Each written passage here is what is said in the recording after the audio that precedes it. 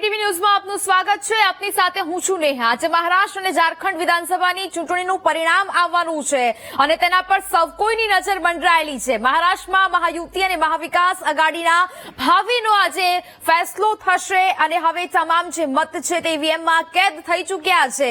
ઝારખંડમાં સોરેન સરકાર રહેશે કે જશે તે નક્કી થઈ જશે આજે અને તે પહેલા એક પક્ષ પોતાના જીતનો દાવો છે તે વ્યક્ત કરવામાં આવી રહ્યો છે। મતગણતરી એક બાજુ શરૂ થઈ ચૂકી છે।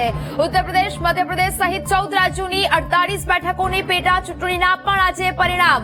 બનાસકાંઠાની વાવ વિધાનસભા ચૂંટણીનું પણ આજે પરિણામ છે તે જાહેર થવાનું છે અને ચૂંટણી પહેલા રાજકીય પક્ષોમાં પણ એક બાજુ હલચલ તે જોવા મળી રહી છે।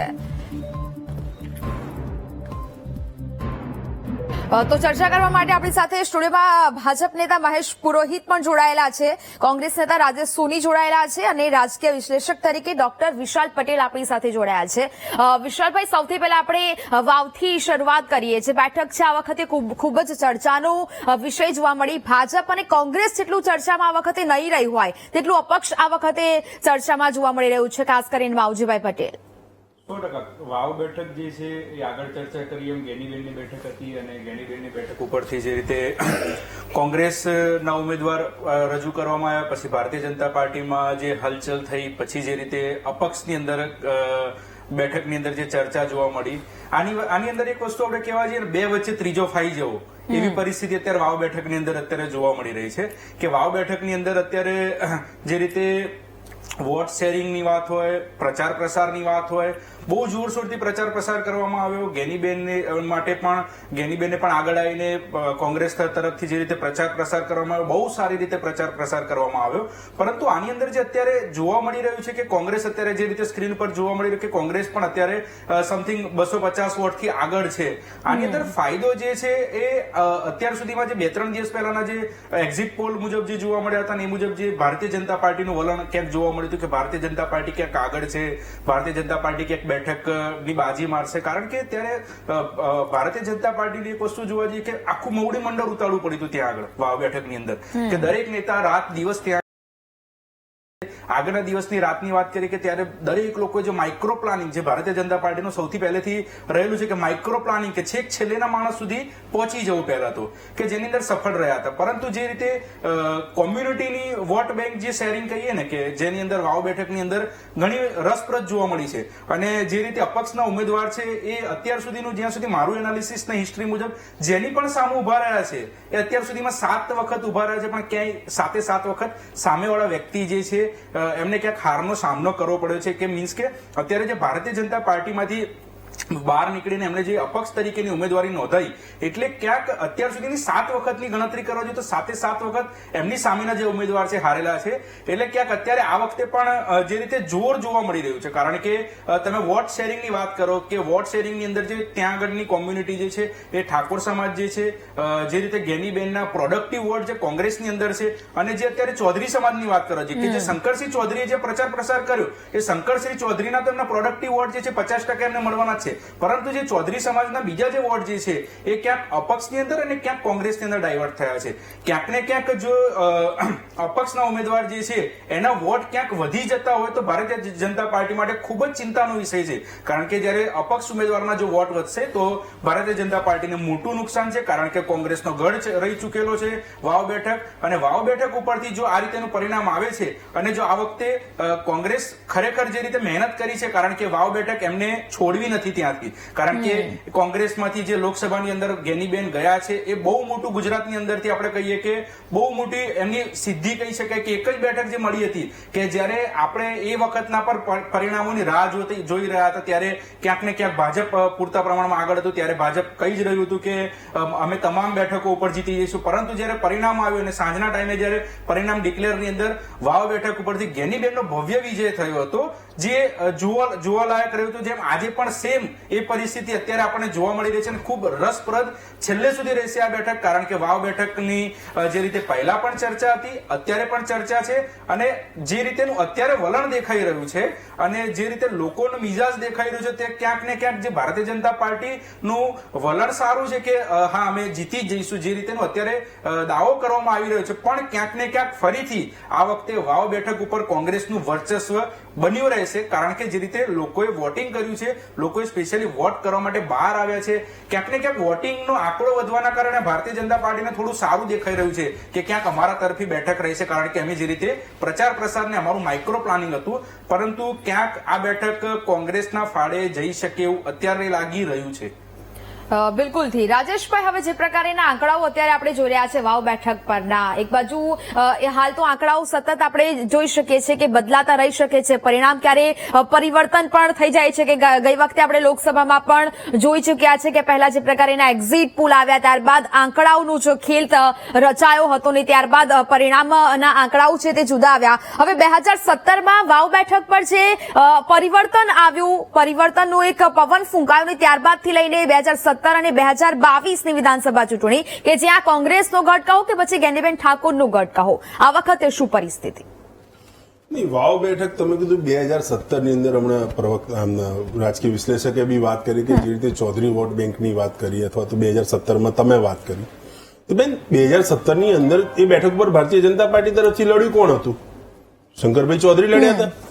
એમને હરાવીને જ ગેનીબેન ત્યાં આગળ પહોંચ્યા, વિધાનસભામાં પહોંચ્યા હતા. એટલે બીજું મુખ્ય એનાથી આગળ જઈને આપણે વાત કરીએ અને સમજવું પડશે કે વાવ બેઠક એ કોંગ્રેસની પરંપરાગત બેઠક છે. તેના મતદારો, બેને કરેલા કામ, કોંગ્રેસ સાથે સીધા જોડાયેલા, કોંગ્રેસનો કાર્યકર્તા ત્યાં ઘર ઘર સુધી પહોંચેલો છે અને એ વિધાનસભાની અંદર હું માનું છું ત્યાં સુધી દરેક વ્યક્તિ એકબીજાને, ગેનીબેનને સીધી રીતે ઓકે રાજેશભાઈ, મતદાન થયું હતું પેટા ચૂંટણીમાં, કઈ રીતનું જોવો છો આખી ઘટનાના? વાવ તાલુકામાં અંદર અમને એવો અંદાજ છે કે 13-14 હજારની લીડ અમને મળશે. બીજા સમાજની વાત કરવામાં આવે તો સમાજની વાત કરીએ તો જે તે ક્ષત્રિય સમાજ હોય, ઠાકોર સમાજ હોય અને ક્યાંક ને ક્યાંક ધર્મની રાજનીતિ થઈ રહી હતી, જ્ઞાતિવાદ થઈ રહ્યો હતો. લોકોએ આ બધામાંથી બહાર નીકળીને વ્યક્તિ તરીકે મદદ કરી છે, સર્વ સમાજના દીકરા તરીકે મદદ કરી છે, એટલે હું બધાનો આભાર માનું છું. પરિણામ બાદ સરઘસની વાત કરવામાં આવે તો વિજય ઉત્સવ કઈ રીતે ઉજવો? અમે ધીમા ધરણીદેવ ભગવાનના દર્શન કરવા જવાના છીએ. તો જી ચોક્કસથી વાત કરવામાં આવે તો આ હતા ગુલાબસિંહ રાજપૂત કે તેઓ જો વિજય થશે તો પેલા તેઓ દર્શન કરવા જશે અને ત્યારબાદ વિજય સરઘસ યોજશે. મહત્વની વાત કરવામાં આવે તો વાવ, થરાદ અને સુઈમાં તમામ જગ્યા ઉપર તેઓ પોતાના મત વિસ્તારમાં ફરશે, લોકોનો આભાર પ્રસ્તાવ માનશે. આ ઉપરાંત ઠેર ઠેર સ્વાગતનું પણ આયોજન કરવામાં આવ્યું છે. ઉલ્લેખનીય છે કે પ્રથમ રાઉન્ડના અંતે ગુલાબસિંહ રાજપૂત કુલ 251 મતથી આગળ હતા, ત્યારે હવે જેમ જેમ રાઉન્ડ ખુલશે તેમ તેમ ઉમેદવારોના ભાવિ ઈવીએમમાંથી બહાર આવશે અને હાર જીત નિશ્ચિત થશે. કેમેરામેન મેહુલ રાઠોડ સાથે પાર્થ જાનેવી, ટીવી ન્યૂઝ, બનાસકાંઠા. રાજેશભાઈ, આપણે ગેનીબેન વિશે ગેનીબેને જે કામ વાવ વિધાનસભાની અંદર કર્યા છે એ કામો કોંગ્રેસ પક્ષ માટેનો ત્યાં આગળ અનુકૂળ વાતાવરણ અને દરેક સમાજે.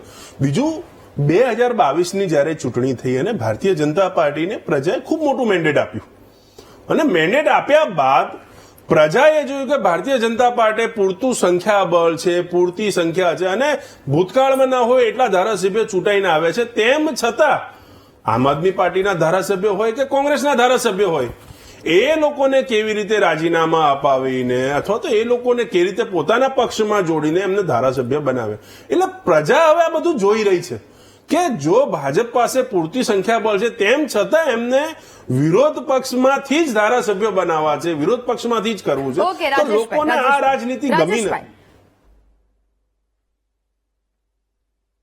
ગ્રામ્ય વિસ્તારમાં પ્રવાસ કર્યો, લોકોના આશીર્વાદ માંગ્યા. છેલ્લા 7 વર્ષથી હું ધારાસભ્ય તરીકે અનેક ગામોમાં જઈને નાના મોટા કામો કર્યા અને કાયમી પરિણામ કોઈ પણ પ્રકારનું આવે પણ અમારો કાયમી લોકો સાથેનો નાતો લાવી રહ્યો છે, કાયમી જનસંપર્કમાં રહ્યા છીએ.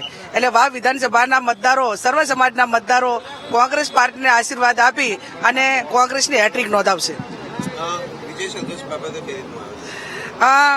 અમે એ બાબતમાં કઈ લાંબુ માનતા નથી. એનું કારણ કે અમારી 24ની ચૂંટણી હોય, 22ની હોય, જનતાનો આભાર વ્યક્ત કરવાનો હોય અને સાથે રહીને જીત્યા પછી કોઈ પણ પ્રતિનિધિ એ કોઈ પક્ષનો નથી હોતો, એ સર્વ વિસ્તારના તમામ સમાજના અને સર્વ સમાજના મતદારોના નાગરિકોનો હોય છે. તો નાગરિકોના હિતમાં સર્વ સમાજને સર્વ પક્ષીય સાથે મળીને કામ કરે એ પ્રણાલિકા અમારી કાયમી રહી છે અને આ વખતે પણ રહેશે.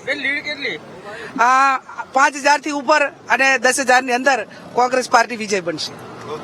મતગણતરી શરૂ થઈ ગઈ છે, કઈ રીતનું જોવો છો? આજે સમગ્ર વાવ વિધાનસભાની જનતાના જનાદેશનો આજે જયારે મતપેટી સ્વરૂપે જયારે ખુલવાની છે ત્યારે મને વિશ્વાસ છે વાવની દેવતુલ્ય જનતા ઉપર કે સળંગ આ ત્રીજી વખત કોંગ્રેસ પાર્ટીને આશીર્વાદ આપ્યા હશે.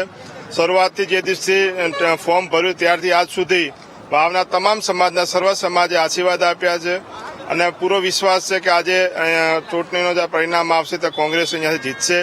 હું આપના માધ્યમથી સમગ્ર વાવ સોયગામ ભાભરની જનતાને વિનંતી કરું છું, ચૂંટણીનું પરિણામ આવે ત્યારે શાંતિપૂર્ણ માહોલ બની રહે. કોઈ વ્યક્તિ, કોઈ સમાજ કે કોઈ પક્ષ બાબતે ટીકા ટિપ્પણી કરવાની ચૂંટણીમાં જ્યાં સુધી વોટિંગ થાય ત્યાં સુધી જ બધું હોય છે. એના પછી કોઈ સમાજની લાગણીઓ દુભાય, કોઈ પક્ષની કે કોઈ વ્યક્તિની લાગણીઓ દુભાય એવું કોઈ વર્તન ના કરે સોશિયલ મીડિયામાં, એ પણ આપના માધ્યમથી હું વિનંતી કરું છું. અને વિજયના વિશ્વાસ સાથે અહીંયા ગણતરીમાં આવ્યા છીએ અને 100% પરિણામ કોંગ્રેસમાં આવશે. જેમ જ્ઞાનીબેને વાત કર્યું 5,000 થી ઉપર ને 10,000ની આજુબાજુ અમને લીડ અહીંયાથી મળશે સમગ્ર વિસ્તારમાંથી વિશ્વાસ છે. વિજય સરઘસની વાત કરવામાં આવે, જો વિજય થાય તમારો વિજય સરઘસની વાત તો એના માટે કોઈ અહીંયાથી અમારે ધણીધર ભગવાનના ધીમાના દર્શન કરવા માટે જઈશું. ત્યાં એની વચ્ચે જો સ્વાગત કરે, સન્માન કરે, આવકાર આપે એ સ્વીકારતા રહીશું અને શાંતિપૂર્ણ મતદારનો વાવમાં આભાર માનશું. આ વખતે ગુલાબજી આ વખતે જે વોટિંગ પેટર્ન રહી છે 3 તાલુકા પૈકી વાવમાં સૌથી વધારે વોટિંગ થયું, 2 નંબર ઉપર સુઈગામ, 3 નંબર ઉપર ભાભર. શું સૂચવે છે? દેખો વાવ અને સુઈગામનું અને ભાભરનું ત્રણે પેટા ચૂંટણીમાં આટલું મતદાન થવું બહુ મોટી વાત છે અને એમાં ખાસ કરીને વાવ વિધાનસભા, વાવ તાલુકા, સુઈગામ તાલુકામાં ખૂબ સારું મતદાન થયું. ભાભરના લોકોએ પણ સારું મતદાન કર્યું છે એટલે લોકશાહીના પર્વની બધા ઉજવણી કરી છે. એના માટે બધાનો વાવ વિધાનસભાના મતદારોનો આભાર માનું છું. પ્રથમ રાઉન્ડના અંતે અત્યારે તમે 250 મતથી આગળ ચાલી રહ્યા છો, પ્રથમ પ્રતિક્રિયા? આ શરૂઆતથી હું કહું છું કે શરૂઆતથી લઈને છેલ્લે સુધી પરિણામમાં અમે લોકો કોંગ્રેસ પાર્ટી આગળ રહીશું. કેપ્ચર ચાલુ કરી દેજો.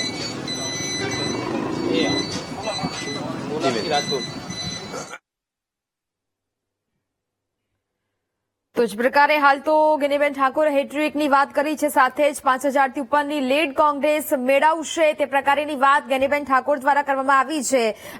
રાજેશભાઈ, આપણે વાત કરી રહ્યા હતા અને હવે ગેનીબેન ઠાકોરે પણ હેટ્રિકની વાત કરી દીધી છે, 5,000 થી ઉપરની લીડ મેળવવાની વાત કરી છે.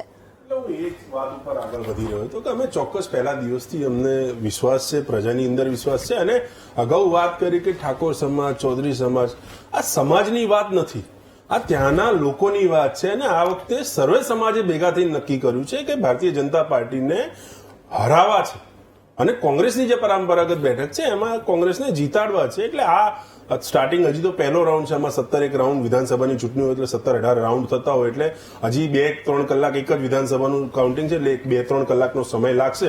પણ 2-3 કલાકના અંતે જે રીતે ગેનીબેન અને ગુલાબસિંહભાઈએ બંને કીધું કે 5,000 થી વધુ 10,000 થી આસપાસ, એટલે એ માર્જિનથી અમે આ સીટ જીતી જઈશું. બિલકુલથી. મહેશભાઈ, હવે 8 વિધાનસભામાં કોંગ્રેસે જીત મેળવી છે, 13 ચૂંટણીમાંથી ભાજપ 2 વખત જીત્યું છે. 2017માં ભાજપના પરબત પટેલ ચૂંટાયા હતા અને 2012માં શંકર ચૌધરી અને પછી 2017ની વાત કરીએ જ્યાં પરિવર્તનનું પવન એવો ફૂંકાય કે કોંગ્રેસે બાજી મારી અને 2017 થી લઈને 2022માં ગેનીબેન જીત્યા. હવે આ બેઠક કોંગ્રેસનું ગઢ કહો કે ગેનીબેન ઠાકોરનું? આપણે રાજેશભાઈ સાથે પણ વાત કરી, આ વખતે આ પરિણામ કેવી રીતે જુઓ છો? એક ફેક્ટ ચેક કરું છું. આ બેઠક 2012માં અસ્તિત્વમાં આવી. એના પહેલા આ બેઠક થોડો વિસ્તાર વાવનો, થોડો વિસ્તાર થરાદનો, એમ કહીને થરાદ બેઠક હતી. 2012માં ડિલિમિટેશન થયું અને વાવ બેઠક ફર્સ્ટ ટાઈમ 2012માં, વાવ બેઠક ફર્સ્ટ ટાઈમ 2012માં અસ્તિત્વમાં આવી. તેમાં શંકરભાઈ ચૌધરી હાર્યા હતા અને 17 અને 22માં અમારી કમનસીબી કે જે બી અમારી ખામીઓ એના કારણે અમે હાર પેલું કરી હતી. પરંતુ તમે જો કે લોકસભાના ઇલેક્શનમાં ભલે એમને લોકસભા જીતી, પરંતુ વાવ બેઠક પર કોંગ્રેસ અહીંયાથી 2500 વોટ માઇનસ હતું. જ્યારે પોતે ઠાકોર ઉમેદવાર છે અને વાવ બેઠક પર ભાભર ને એ બધા વિસ્તારમાં ઠાકોરો સમાજનું પ્રભુત્વ હોવા છતાં બરોબર છે. હવે હમણાં બી તમે સિચ્યુએશન જો, હમણાંની સિચ્યુએશન એમનો મદાર કોંગ્રેસનો પૂરેપૂરો હારજીતનો મદાર પોતાની ક્ષમતા ઉપર, પોતાના નેતા ઉપર નથી. માવજી પટેલે ફોર્મ ભર્યું છે, માવજી પટેલે ફોર્મ ભર્યું છે એટલે અમારી જીત ઈઝી છે. વિચાર કરો, જ્યારે ભારતીય જનતા પાર્ટીને કોણ ઉભું રહ્યું, કોણ ઉભું ન રહ્યું એ સેકન્ડરી છે.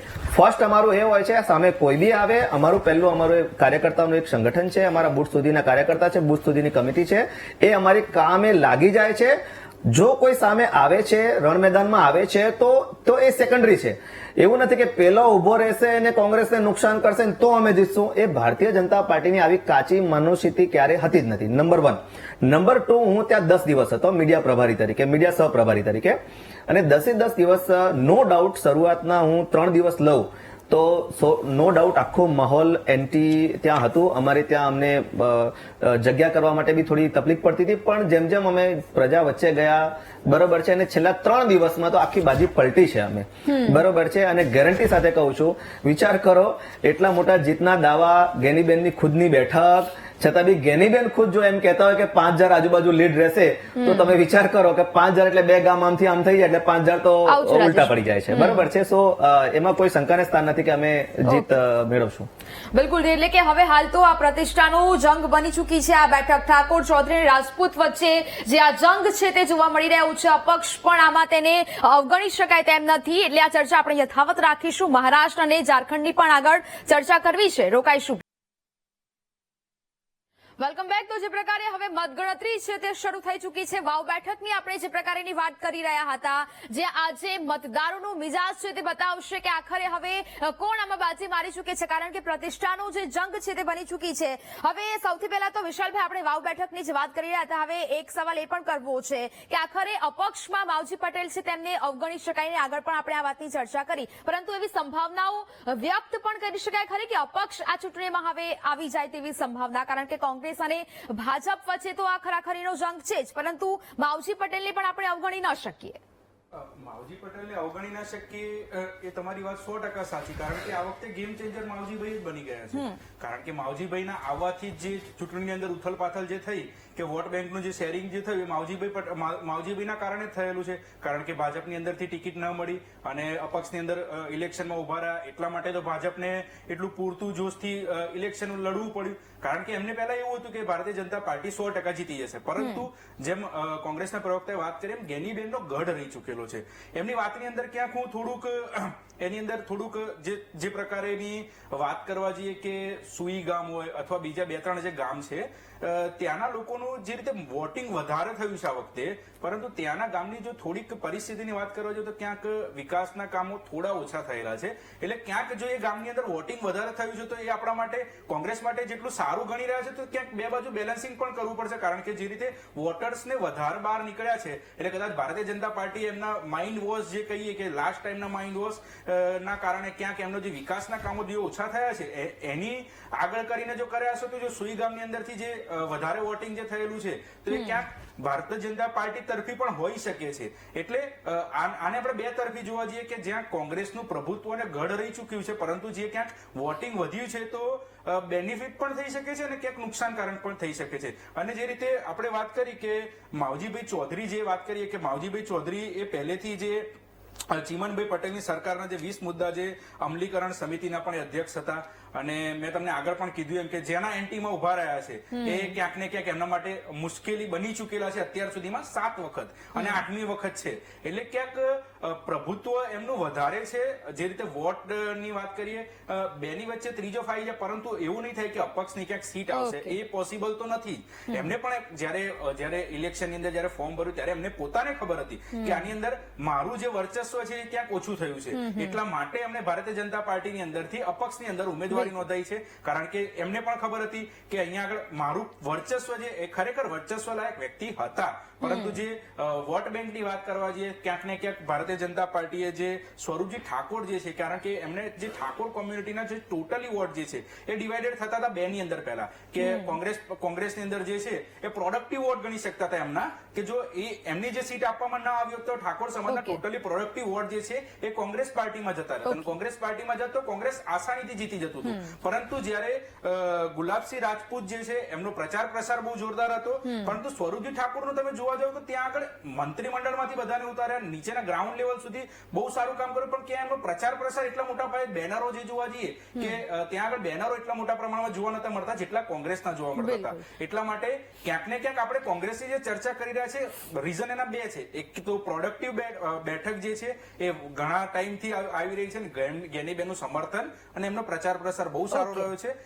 જે વાત કરીએ માવજીભાઈ ચૌધરી, એ ક્યાંક ને ક્યાંક અપક્ષમાં ઉભા રહીને જે વોટની શેરિંગ જે કહીએ કે જે ટોટલ એમની સીટ આવી તો અશક્ય જેવું લાગી રહ્યું છે. પરંતુ જ્યાં સ્વરૂપજી ઠાકોર જે છે એ ક્યાંક ઓછા મતની લીડથી ક્યાંક એ પાછા રહેશે, અને કોંગ્રેસ ક્યાંક જે રીતે ગેનીબેને કીધું કે 5,000 થી 10,000, તો અત્યારની જે રીતે રાઉન્ડ એક જ છે હજુ તો, જેમ આપણે કીધું કે 17-18 રાઉન્ડ અંતે આપણને ખબર પડશે, પરંતુ જે રીતે અત્યારની ગણતરી છે અને જે રીતે લોકોનો મિજાજ જોવા મળે છે, એટલે ક્યાંક ને ક્યાંક આપણને 10 રાઉન્ડ પછી તો ચિત્ર સ્પષ્ટ આમ જોવા મળશે. એટલે આવનારા સમય જ 1-2 કલાકની અંદર બતાવશે કે કોણ કેટલા વધારે આગળ બિલકુલ, એટલે કે આગામી સમયમાં ચિત્ર છે તે સ્પષ્ટ થઈ જશે. રાજેશભાઈ, હું આપની પાસે આવું છું. વાવ બેઠક પર જ આપણે ચર્ચા કરીશું, રોકાઈશું બ્રેક માટે.